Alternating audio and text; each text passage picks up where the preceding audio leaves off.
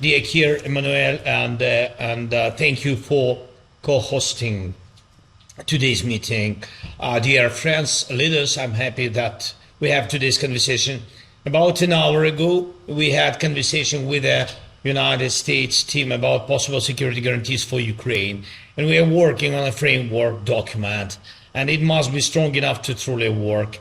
We believe this document should be approved by the United States Congress. This would mean real, solid, legally binding security guarantees for our country, and they must actually be implemented. Of course, a working model of security guarantees is impossible, and we underlined it, impossible without Europe and all members of our coalition of the willing, from Canada to Japan, Australia, and New Zealand.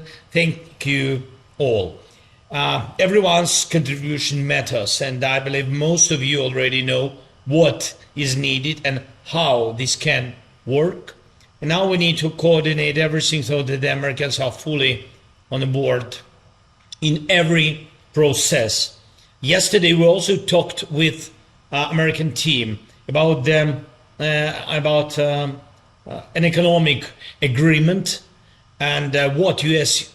involvement could look like in Ukraine's recovery and post-war development. And also yesterday we sent the American team a revised version of the framework document we worked on. It includes 20 key points. These can be the foundation for everything, and I'm waiting for feedback from America. It's very important, and I thank Mark Rutte and every leader who keeps emphasizing this, that you personally, along with your defense ministers and military leadership, continue working together through the Pearl program. And this program needs to be actively filled with content and concrete actions.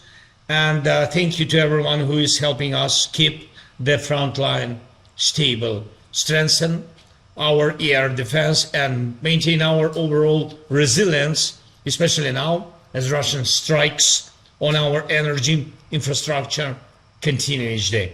And I urge everyone to move forward as quickly as possible on the issue of using frozen Russian assets. I'm grateful for the leadership of the EU, of Ursula von der Leyen, Antonio Costa, and everyone who is helping. And this is truly necessary, and it will make a significant contribution to our security, our shared security. And one more point, we are ready to work with President Trump in any format. And if President Trump is speaking more about elections in Ukraine, I want to say this very openly. We can try to hold elections. Ukraine is not hiding from democracy, but to make elections possible, there must be a security component, and America can help with this the most. If there is a need for elections now, there must be a ceasefire at least during election process and during voting, and this is something that must be discussed. And honestly, we think here in Ukraine that America should speak to the Russian side about this. Let's see what's next. And so I ask you to support Ukraine in this and other important matters.